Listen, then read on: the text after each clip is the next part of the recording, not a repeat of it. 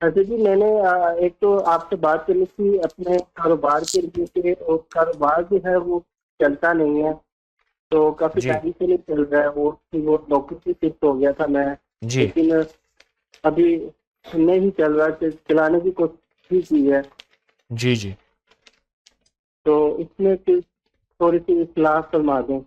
اور ایسی کہ ہمارا جو گھر ہے نا وہ مشترکہ ہے، تو اس میں ہم لوگ چاہتے ہیں کہ مطلب وہ جو ہماری پھپھو ہے نا تو وہ مانگتے ہیں ہم سے نا حصہ وغیرہ، تو ہم کہتے ہیں ہم سے ایک ایک کر کے حصہ لے لو، تو باری باری دے کے بنتا ہے، تو لیکن وہ حضرت وہ کرتے ہیں کہ وہ کہتے ہیں کہ انہوں نے کورٹ میں کیس کیا، وہ کہتے ہیں ہم نے یکمشت لینا ہے اور ایک کی طرف لینا ہے اور اکٹھے، اونچا بولیں گے۔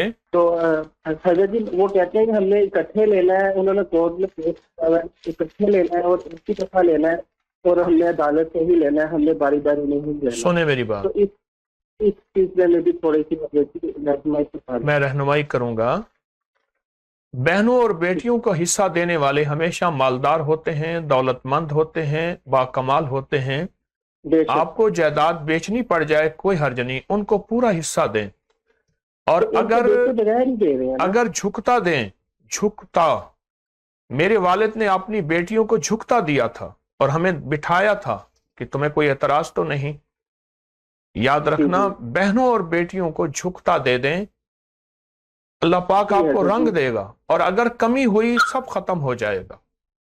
اس ویڈیو کو لائک اور شیئر کریں، اب کریں یوٹیوب چینل کو سبسکرائب کریں اور روزانہ زیادہ سے زیادہ سبسکرائب کروائیں۔ آپ دوسروں کے لیے صدقہ جاریہ بنیں گے، اللہ پہلے آپ کے دکھ ٹالے گا۔